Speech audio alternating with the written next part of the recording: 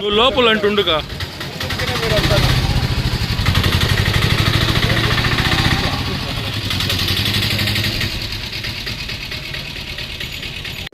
Crime number 17/2026 ఈ last month 28న జరిగింది. 20వ తారీఖున జగన్మోహన్ రెడ్డి అనే విలేకరి హత్య. ఆ హత్యకు సంబంధించి ఆల్రెడీ 4 ముద్దాయిలు రిమాండ్లో ఉన్నారు. ఇప్పుడు అందులో 5వ ముద్దాయి ఇక్కడ విలేకరిగా పనిచేస్తున్న వ్యక్తి, లోకల్లో బాగా జగన్మోహన్ రెడ్డి బాగా పరిచయం ఉన్న వ్యక్తి. జగన్మోహన్ రెడ్డి చనిపోయిన తర్వాత రోడ్డు మీదకి వెళ్ళి ధర్నా చేసి ముద్దాయి మీద కఠినంగా శిక్షించాలా, ఎమ్మెల్యేకు వాళ్లకు వీళ్ళకి రిప్రజెంట్ వ్యక్తి ఈ మర్డర్లో ప్రముఖ పాత్ర వహించినట్లు ఇన్వెస్టిగేషన్లో వెల్లడైంది. ఇందులో ఈ దొరస్వామి అనే వ్యక్తి విలేకరి పేరుతో గతంలో దందాలు చేసినట్లు అవి చేసినట్లు చాలా నెంబర్ ఆఫ్ కంప్లైంట్స్ వచ్చినా కొన్ని ఎవిడెన్స్ మీద కొన్ని కేసులు కట్టడం జరిగింది. ఇందులో ఇప్పుడు ఇన్వెస్టిగేషన్ ఫ్యాక్ట్స్ ఏమంటే దొరస్వామికి శ్రీనివాస్కు ఫ్రెండ్షిప్ ఉంది, శ్రీనివాస్కు తమీంకు ఫ్రెండ్షిప్ ఉంది. తమీం అనే వ్యక్తి రకరకాల కేసులో ఇన్వాల్వ్మెంట్ అయ్యి లోకల్ పబ్లిక్లో ఒక రకంగా ఒక బ్యాడ్ ఇమేజ్, ఒక డేంజరస్ పర్సన్ అనే ఒక ఇమేజ్ను క్రియేట్ చేసుకున్నాడు. ఆ ఇమేజ్ను క్యాచ్ చేసుకుంటూ శ్రీనివాస్ అండ్ దొరస్వామి ఇద్దరు కూడా చిన్న చిన్న పంచాయతీలు చిల్లర పంచాయతీలు చేసుకొని చిన్న కొద్దిగా బెదిరించుకొని డబ్బులు వసూలు చేయడానికి అలవాటు పడ్డారు. అందులో భాగంగా వాళ్ళకి ఒక విషయం అర్థమైంది. తమీం అనే వాళ్ళ చేతిలో పట్టుకుంటే విలేకరులను ఇక్కడ బెదిరించుకోవచ్చు అని. అందులో భాగంగా తమీంతో బాగా ఉండే సాన్నిధ్యాన్ని ఉపయోగించుకొని ఏదైనా చేసేస్తామని ఒక నిర్ణయానికి వచ్చారు. ఆలోపు జగన్మోహన్ రెడ్డి మీద దొరస్వామి కూడా చిన్న కోపం ఉంది. నీ అక్విడేషన్ లేదు, నీకు మీరంతా అని రకరకాలు చెప్పడము, తర్వాత వాళ్ళు చేసే కొన్ని దందాలు అవి చేయొద్దని చెప్పడము, ఆ రకరకాల చిన్న చిన్న మనస్పర్ధలు వచ్చాయి. అందాకే శ్రీనివాసులతో కూడా చిన్న చిన్న మనస్పర్ధలు వచ్చినాయి. ఆలోపు ఈ విలేజ్లోనే ఒక వ్యక్తి ఎవరైతే జగన్మోహన్ రెడ్డి మీద కొంచెం అసూయ పెంచుకున్నాడు అతని వ్యక్తిని అప్రోచ్ అవ్వలేదు. ఏం నీ గతంలో చాలా జరిగినాయి కదా, చాలా ఇష్యూస్ ఉన్నాయి కదా, వాడి కథ ఏమంటే నాకు చాలా కోపం ఉంది వాడిపైన, ఏమన్నా చేస్తే నేను కూడా మీకు సహకరిస్తాను, ఏదైనా ఏ కాలంలో సపోర్ట్ చేస్తాను, ఏదైనా సహాయం చేస్తాను అని వాడితో మాట్లాడి అతన్ని ఓకే అనిపించుకొని శ్రీనివాస్తో వెళ్ళి శ్రీనివాస్కి ప్లాన్ చేశారు. నువ్వు వెళ్ళి తమీంని తెచ్చకొట్టు, తమీంకు ఆల్రెడీ జగన్మోహన్కి ప్రాబ్లం ఉన్నాయి కదా, మర్డర్కి నువ్వు చేస్తాను కనుక్కో అంటే శ్రీనివాస్ వెళ్ళి అడుగుతాడు. ఆలోపు శ్రీనివాస్ ఇంకో మాట చెప్తాడు, తమీం దగ్గర నువ్వు వెళ్ళి ఆల్రెడీ జగన్మోహన్ రెడ్డి వ్యతిరేకత ఉందా, ఇంకొంచెం వ్యతిరేకత క్రియేట్ చేయండి. ఈ దొరస్వామి వెళ్ళి అతని దగ్గర వెళ్ళి ఈ జగన్మోహన్ రెడ్డి వ్యక్తి నిన్ను పాకిస్తాన్ తీవ్రవాది అంటున్నాడు, ఆల్ఖైదా ఉగ్రవాది అంటున్నాడు, ఈ వీకోటలో మత విశ్వాసాలు విచ్ఛిన్నం కావడానికి మత కలిసి రావడానికి నువ్వే కారణం అంటున్నాడు, నువ్వు ఊరు వదిలిపెట్టిపోతే వీకోట బాగుపడుతుంది, అంతవరకు వీకోట బాగుండదు అని చెప్తున్నాడు అని చెప్పేసి అతనికి తమీంకు బాగా చెప్పడం, తమీం బాగా కోపంలో ఉన్నాడు. ఆ సందర్భంలో శ్రీనివాస్ వెళ్ళి అరే నువ్వు తమీం నువ్వు జగన్మోహన్ నువ్వు వేస్తావా అంటే నాకు చాలా కోపం ఉంది, వేస్తాను, కాకపోతే ఇక్కడ నాకు టైం సరిపడదండి, నువ్వేం భయపడద్దు, మనకు సపోర్ట్ చేసే వ్యక్తులు ఉన్నారు, వెయ్యి బెయిల్ పై చేస్తాం మేమని చెప్పి ప్లాన్ చేసుకొని తమీంని ప్రిపేర్ చేయించి ఈ మర్డర్ పాల్పడినట్లు మాకు అర్థమైంది. యాజ్ ఫర్ ఇన్వెస్టిగేషన్ ఇంకొక వ్యక్తి అరెస్ట్ కావాల్సి ఉంది, ఆ వ్యక్తిని కూడా అరెస్ట్ చేస్తాము, మిగిలిన డీటెయిల్స్ అని చెప్తాము. ఆ కేసుతో ఈ విలేకరి హత్యకు సంబంధించి పూర్తి డీటెయిల్స్ పూర్తిగా వచ్చినట్టు వ్యక్తి. ఇందులో ప్రధాన పాత్రధారుడు దొరస్వామి అండ్ శ్రీనివాసు.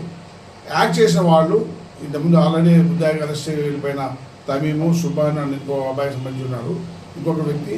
ఆ వ్యక్తిని కూడా వీళ్ళు బలవంతంగా ఆ వ్యక్తిలో ఉన్న కోరికను రైట్ చేసి బలవంతంగా రాగి పెట్టారు. అతను కూడా తొందరగా అరెస్ట్ చేస్తాం, అరెస్ట్ చేసిన అంత పేరు గురించి చెప్తాము. Thank you.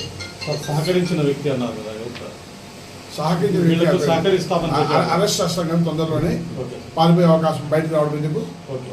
సార్ ప్రముఖ వ్యాపారవేత్తలు కూడా దీంట్లో ఇన్వాల్వ్మెంట్ ఉంది. వ్యాపారవేత్తలు కాదు, ఒకే వ్యక్తి. వీళ్ళు అతనిది తప్పు ఉంది, సహకరించారు, బట్ ఆ ప్రిపరేషన్ కూడా వీళ్ళే మెంటల్లీ తమీంకి ఎలాగైతే మోటివేట్ చేసినారో నువ్వు చంపాలా వాడిని రిపేర్ ఇతను కూడా నువ్వు ప్రతీకారం తీర్చుకోవాలని వీళ్ళ main heads only Doraswamy Srinivas. వాళ్ళు ఆలోచన చేసిన వాళ్ళు, మిగిలిన వాళ్ళు యాక్ట్ చేసిన వాళ్ళు. వీళ్ళు ఆలోచన చేయకోకుండా ఉంటే ఈ హత్యా పరిణామం జరిగేదే కాదు. కేవలం కక్ష సాధింపైనా సుపారీ ట్రయల్ ఉంది. మీకు ఇందాకే చెప్పాను, తమీంకు ఆల్రెడీ వాళ్ళ మీద చంపే కోరుకుంది. వ్యాపారస్తులు ఉన్నప్పుడు మిగిలిన వ్యక్తులు కూడా జగన్ వల్ల బాధపడిన వ్యక్తులు గ్రూప్ దగ్గరికి వెళ్ళి ఒక గ్రూప్ కావడం జరిగింది. మేము బాధపడినాం, నీకేమైనా సహాయం చేస్తే మేమంతా పని కంప్లీట్ చేస్తామంటే చేయకుండా చేద్దామని చెప్పారు. దానిపై కొన్ని డీటెయిల్స్ పెట్టుకుంటాం. ఆ వ్యక్తిని కూడా అరెస్ట్ చేసిన తర్వాత పూర్తి విచారణ చేస్తే మిగిలిన డీటెయిల్స్ ఇది అవుతుంది. బట్ ఆ విషయం అయితే క్లియర్గా దొరస్వామి అండ్ శ్రీనివాస్, తమీం, సుబాన్ అండ్ సలీం సుబాన్ సలీం అంటే ఈరోజు వీకోట్లో రాజకీయ నాయకునికి ఆ వ్యాపారవేత్తకి ఒక ల్యాండ్ గొడవల వల్ల వాళ్ళు అతని పైన కక్ష కట్టుకున్నారు అని అభియోగాలు వస్తున్నాయి సార్. జగన్మోహన్ రెడ్డి దీనికంతా స్కెచ్ ఇచ్చినాడు అనే అభియోగం వస్తుంది. ఎవరు కట్టుకున్నారని? వాళ్ళిద్దరూ ల్యాండ్ గొడవలు పడడానికి కారణమే జగన్మోహన్ రెడ్డి, దానివల్లనే ఇది హత్య జరిగింది, దానివల్లనే ఈ సుపారీ ఇచ్చారు అని ప్లాన్ చేసుకున్నారు. సుపారీ డబ్బులు జైలు మారలేదు సార్, డబ్బులు జైలు మారలేదు. ఏమన్నా జరిగితే చేస్తాము ఇస్తాము అన్న ప్రామిస్ మాత్రమే ఉంది. డబ్బులు జైలు మారలేదు. అది కూడా పూర్తిగా వెరిఫై చేయాలా. ఇంకో వ్యక్తిని పట్టుకుంటే పూర్తి సమాచారం వస్తుంది. బట్ క్లియర్గా పిక్చర్ వచ్చేస్తుంది. అక్కడ ప్రజెంట్ క్లియర్గా అర్థమైపోయింది దీంట్లో పాత్ర ఎవరు ఇంప్లిమెంట్ చేశారు, ఎవరు ప్లాన్ చేశారు అనే విషయం మాకు క్లియర్గా అర్థమైంది. ఒక విషయం అందరికీ వీకోట పబ్లిక్కు పత్రికా ముఖంగా, ఎలక్ట్రానిక్ మీడియా ముఖంగా విజ్ఞప్తి ఏమంటే, ఎవడో చిన్న నేరాలు బాధపడిన వ్యక్తి మీ దగ్గరకు వచ్చి మిమ్మల్ని ఏ విధంగా బలవంతం చేసినా కూడా మీరు భయపడుతున్నారు అంటే మీరు చేసే ప్రైమరీ తప్పు. ఎవడో ఒక ముక్కు మొహం తెలియని వ్యక్తి, ఇద్దరిని కొట్టిన వ్యక్తి, బదార్ల వ్యక్తి నేను డిమాండ్ చేసి తీసుకెళ్తున్నారు అంటే అది మీ చేతగాంతరంలాగా ఉంటుంది, పోలీసు చేతగాంతరంలాగా ఉంటుంది. మీరు ఎవరైనా మేము బెదిరిస్తే పోలీసుకు సమాచారం ఇవ్వండి. 100% మీరు అవసరం అనుకుంటే మీ ఇన్ఫర్మేషన్ ఇక్కడ బయటికి రానివ్వము. వాళ్ళపైన కఠినమైన చర్యలు తీసుకుంటాం. యాక్చువల్గా ఇక్కడ ఇంకో విషయం కూడా చెప్పదలుచుకున్నాను. ఈ మర్డర్కు ఇంకొక మోటివేషన్ కారణం కూడా ఉంది. వీకోట్లో చాలామంది వ్యాపారస్తులు, భయస్తులు పబ్లిక్గా చంపితే భయపడతారు. మళ్ళీ పిలిచి సరే నేను డబ్బులు కావాలని డబ్బులు ఈజీగా వస్తుంది, డబ్బులు ఈజీగా వసూలు చేసుకోవచ్చని వాళ్ళ మైండ్లో ఓ ప్రోగ్రామ్ ఫిక్స్ చేసుకున్నారు. కాబట్టి కూడా ఈ ప్లాన్ అమలు చేయడం జరిగింది. మీరు భయపడుతూ ఉంటే, పబ్లిక్ ఎవరైనా భయపడి డబ్బులు ఇస్తూ ఉంటే ఈ హత్యను ప్రోత్సహించినట్లు అవుతుంది. ఎవ్వరూ భయపడాల్సిన పని లేదు. వీకోట చాలా పీస్ఫుల్ ఇష్టం. ఒకడో ఇద్దరు వెధవులు ఉంటే పోలీసు కానీ వ్యవస్థ కానీ వాళ్ళని తొక్కేస్తుంది, వాళ్ళపైన కఠినంగా తీసుకుంటుంది. కాబట్టి పబ్లిక్ ఎవ్వరూ భయపడదు, ఫ్రీ హ్యాండ్ పెట్టుకోండి. వీళ్ళు క్రియేట్ చేసేటివే వ్యక్తిగత స్వార్థాలులా క్రియేట్ చేసేవే హిందూ ముస్లిం ఘర్షన్స్ కావచ్చు, అరాచకాలు కావచ్చు, లేదా ఎక్స్ట్రాషన్స్ కావచ్చు. మీరు స్వేచ్ఛగా ఏ మతము కావచ్చు, ఏ గ్రూప్ కావచ్చు, ఏ క్యాస్ట్ కావచ్చు, ఏ వ్యక్తి కావచ్చు, స్వేచ్ఛగా మీ బాధగా మాకు చెప్పగలిగితే మీకు అవసరం అనుకుంటే రహస్యంగా ఉంచుతాం, అవసరం లేకపోతే బహిరంగంగా అని చెప్పి బహిరంగంగానే చర్య తీసుకుంటాం. మీరందరూ దయచేసి పోలీసుకు బాగా సహకరించండి, భయపడద్దండి. సార్ ఇంకోటి గణపతి అనే అతన్ని కూడా రిమాండ్ పంపించినట్లు. అవును, దీంట్లో ఏమన్నా గణపతి, శ్రీనివాస్, దొరస్వామి అండ్ తమీం వీళ్ళంతా కలిసి దందాల పాడుపల్లి కేసులో గణపతి పోయినాడు. గణపతికి ఇప్పుడు దాకా మాకు పుణ్య ఎవిడెన్స్ ప్రకారము ఈ మర్డర్ కేసులో ఇన్వాల్వ్మెంట్ లేదు.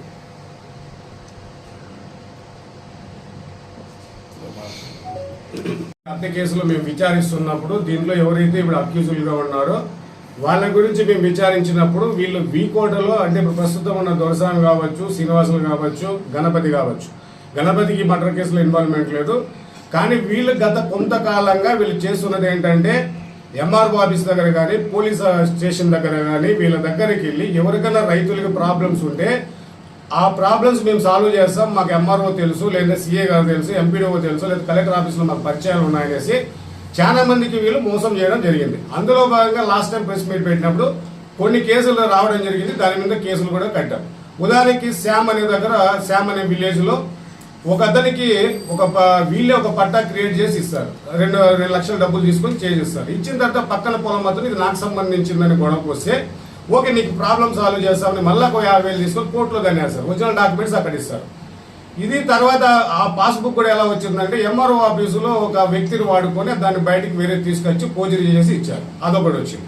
తర్వాత ఓగు దగ్గర ఒక అతను డీకేటీ భూమి కొనుక్కొని దాన్ని అనుభవించుకుంటూ రీసర్వేలో కొద్దిగా భూమి మీద రాకపోతే ఇది మాకు సంబంధించింది, మాకు ఇవ్వాలని అతని దగ్గర 3 లక్షలు డిమాండ్ చేసి ఫోన్పే ద్వారా వేయించుకుంటారు. ఆ తర్వాత ఇంకొకతను ఒక ముస్లిం అబ్బాయి ఒక ముస్లిం అమ్మాయిని ప్రేమించి పెళ్లి చేసుకున్న తర్వాత ఆ రామకుప్పం వాళ్ళు వచ్చి ఇక్కడ ఒక 10 రోజులు కాపురం ఉన్న తర్వాత వాళ్ళ మధ్య ప్రాబ్లమ్స్ వస్తాయి. ఇక్కడ నా దగ్గర నేనే దానికి సాక్ష్యం. వచ్చి వీళ్ళని ఎస్సీ ఎస్టీ కేసు పెట్టాలనేసి ఆ ప్రెజర్ చేసి తర్వాత బయట తీసుకెళ్లి ఇప్పుడు డిఎస్పీ గారు వస్తారు ఈ కేసు మీద అది ఇది అని చెప్పేసి వాళ్ళకి అప్పటికప్పుడు 75,000 ఫోన్పే చేయించుకోవడం జరిగింది. దీనిలన్నిటి మీద మేము కేసులు కట్టడం జరిగింది. దాంట్లో రిమాండ్ కూడా చేస్తాము. ఇంతే కాకుండా ఇంకా మిగతావి అంటే విట్నెస్ లేకోకుండా ఒక అతను ఎంఆర్ఓ ఒక పేద అతను నీకు దావ సమస్య ఉందంటే నాకు ఎంఆర్ఓ బాగా తెలుసు ఒక 30,000 డబ్బులు తీసుకుంటారు. ఇంకొక అతను పాస్బుక్ కంటే 2 లక్షలు నేను తీసుకుంటారు. రీసెంట్ గా కొమ్మేపల్లిలో ఒక ముస్లిం అతను వచ్చాడు. సార్ నా దగ్గర 80,000 తీసుకున్నారు సార్ అని. ఎందుకు ఇచ్చావు 80,000 అంటే నా కలెక్టర్ ఆఫీస్ లో బాగా తెలుసు, మీ సమస్య నేను సాల్వ్ చేస్తాను. ఇలాగా వీళ్ళు ఈ ప్రతి ఒక్కటి ఇలా చేసుకుంటూ వెళ్తున్నారు. మాకు ఈ విచారణ సందర్భంలో వీళ్ళ విషయాలు తెలిసాయి. కొంతమంది ధైర్యంగా ముందుకు వస్తే దాని మీద కేసులు కూడా కట్టడం జరిగింది. ఇంకా ఒకటి ఏంటంటే వీకోటలో ఈ ముగ్గురే కాకుండా వేరే వాళ్ళు కూడా కొంతమంది ఉన్నారని మా దగ్గర సమాచారం ఉంది. ఎవరైతే మోసపోయినారో దయచేసి వాళ్ళు వచ్చి మాకు చేసినట్లయితే, ఎందుకంటే ఇంత చిన్న పట్టణంలో ఇలా సెటిల్మెంట్ చేసుకుంటుంటే వ్యాపారస్తులు కానీ మిగతా వాళ్ళకి కానీ ఇబ్బంది అవుతుంది, ఒక ప్యానిక్ క్రియేట్ అవుతుంది. ఇప్పటికైనా కానీ దీన్ని పూర్తిగా సమూలంగా నాశనం చేయాలనే ఉద్దేశంతో మేము ఉన్నాము. మా డిఎస్పీ గారు ప్రతిరోజు దీని గురించి ఈ రోజు ఎవరైనా కంప్లైంట్లు వచ్చాయా, ఏమైనా కేసు కడుతున్నారా, ఏదైనా ఉంటే నా దగ్గర పంపించు, బ్రీఫ్ చేయాలి. ప్రతిరోజు ఈ కేసు గురించి ఫాలో చేస్తూ తర్వాత కూడా వీళ్ళు ఎవరైతే ఈ దందాలు చేస్తున్నారో వాళ్ళ సంబంధించి కంప్లైంట్లు ఏమన్నా వచ్చాయా లేదని ప్రతిరోజు అడుగుతున్నాడు. అడగడము తర్వాత మీడియా వ్యక్తులతో ఒకసారి వాళ్ళతో మాట్లాడండి, ఎక్స్ప్లెయిన్ చేయండి అని చెప్పి దీన్ని పర్సనల్ గా సార్ చూసుకోవడం జరుగుతుంది. కాబట్టి దయచేసి ఇప్పుడు కూడా ఈ ముగ్గురే కాకుండా ఇంకా కొంతమంది కూడా వైఎస్ఆర్ సర్కిల్లో చుట్టుపక్కల ఉన్న వాళ్ళు చాలా మందికి మోసం చేశారని తెలిసింది, అమ్మాయిలకు కూడా మోసం చేశారని తెలిసింది. ధైర్యంగా మీరు వచ్చినట్లయితే మీ కేసులు కట్టి వాళ్ళ మీద మేము చర్యలు తీసుకొని పూర్తిగా వీకోటలో ఎటువంటివి లేకుండా చేయడానికి మేము ప్రయత్నిస్తాం. దయచేసి మీడియా మిత్రులు కూడా మీరు సహకరించాలని, ఈ విషయంలో మీరు కూడా సహకరించినట్లయితే పూర్తిగా మేము సాయం చేస్తామని తెలుపుతున్నాం.